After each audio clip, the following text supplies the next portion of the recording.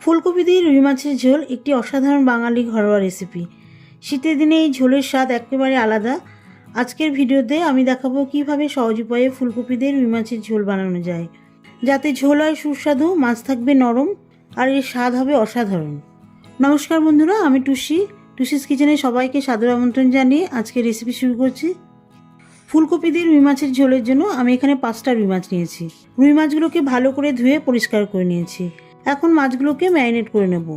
এর মধ্যে দিয়ে দিচ্ছি 1 চামচ লবণ, হাফ চামচ হলুদ।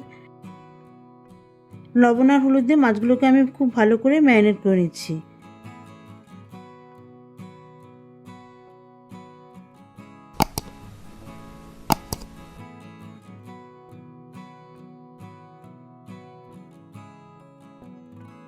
এবারে ওভেনে একটা কড়াই বসিয়ে দিচ্ছি। দিয়ে দিচ্ছি পরিমাণ মতন সর্ষের তেল।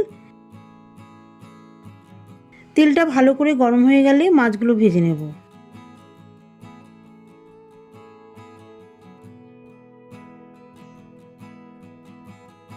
মাছগুলোকে ভাজার জন্য তেলে দিয়ে দিচ্ছি। মাছগুলোকে খুব বেশি কড়া ভাজবে না, আবার হালকাও ভাজবে না। মাছগুলির দুপাশে মিডিয়াম লাল করে ভেজে তুলে নেব।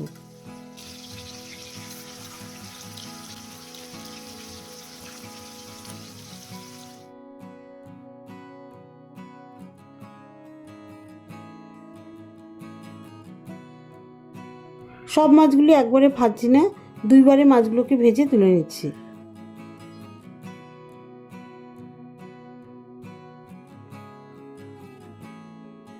এখন মাছ ভাজার তেলে কিছু বড়ি ভেজে নেব।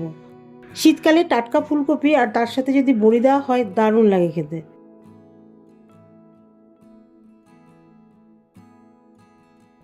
বড়িগুলোকে লাল করে ভেজে তুলে নিচ্ছি। বড়িগুলি তুলে নেওয়ার পরে আলু আর ফুলকপি দিয়ে দিচ্ছি। ফুলকপির সাথে আমি আলু দিচ্ছি। মাছের সঙ্গে আলুর তো একটা আলাদাই স্বাদ। পরিমাণ মতন লবণ আর একটুখানি হলুদ দিয়ে খুব ভালোভাবে লাল করে আলু আর ফুলকপিটা ভেজে তুলে নেব। 50% মতন সেদ্ধ এই ভাজাতেই হয়ে যাবে।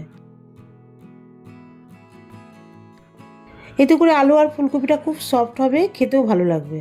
আর ফুলকপি আর আলুর মধ্যে যে কাঁচা গন্ধ থাকে সেটাও পুরোপুরি চলে যাবে।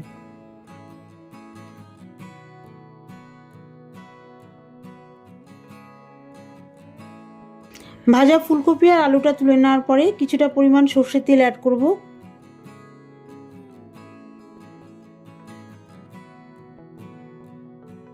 তেলটাকে বেশ ভালোভাবে গরম করে নিয়েছি। এখন গ্যাসের ফ্লেমটা লো করে দিচ্ছি। গরম তেলে ফোড়ন দিয়ে দিচ্ছি গোটা জিরে, দুটো তেজপাতা ও জিরে কয়েক সেকেন্ডের মতো নেড়ে নিচ্ছি। ফোড়নের খুব সুন্দর সুগন্ধ বেরোচ্ছে। গ্যাসের ফ্লেম মিডিয়াম করে ফোড়নের মধ্যে দিয়ে দিচ্ছি আদা বাটা। 1 চামচ মতন আদা বাটা দিয়েছি। আদার কাঁচা গন্ধটা দূর করার জন্য কয়েক সেকেন্ড মতন নেড়ে নিচ্ছি।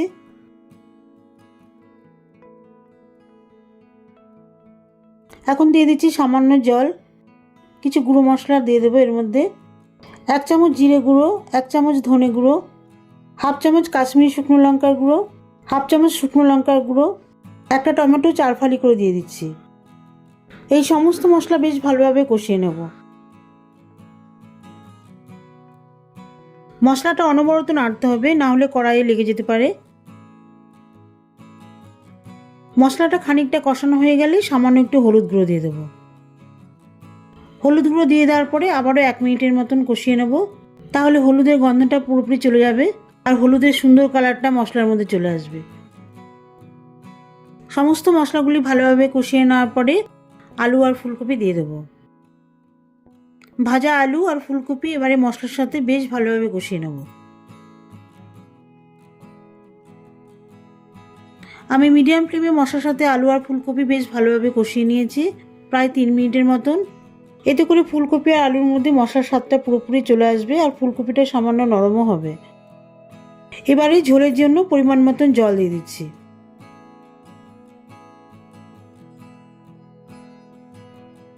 ঝোলের মধ্যে লবণ দিয়ে দিচ্ছি।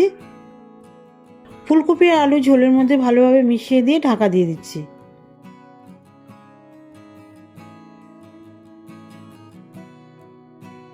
হাই ফ্লেমে ঝোলটা 5 মিনিট ফোটানোর পরে ঢাকনা তুলে নিচ্ছি। দেখুন ঝোলটা অনেক গাঢ় হয়ে গেছে। এখন আমি মাছগুলো ঝোলের মধ্যে অ্যাড করে দিচ্ছি।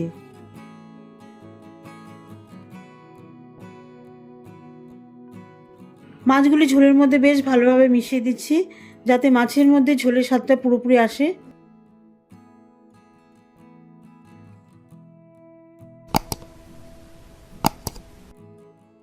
এবারে ভেজে রাখা বড়িগুলো দিয়ে দিচ্ছি।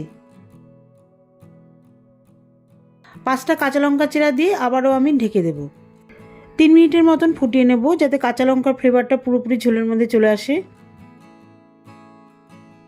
ঢাকনা তুলে নেওয়ার পরে সামান্য পরিমাণ গরম মশলার গুঁড়ো আর ধনেপাতা বাটা দিয়ে দিচ্ছি।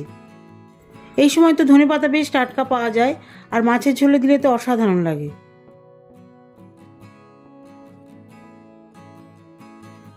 ধনেপাতা বাটা আর গরম মশলার গুঁড়ো ঝোলের মধ্যে ভালোভাবে মিশিয়ে দিয়েছি।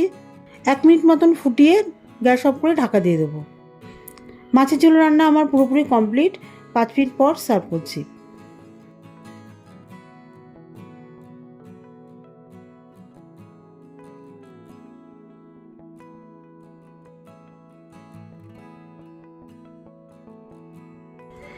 শীতের দুপুরে হোক বা রাতে গরম গরম ভাতের সাথে খাবেন।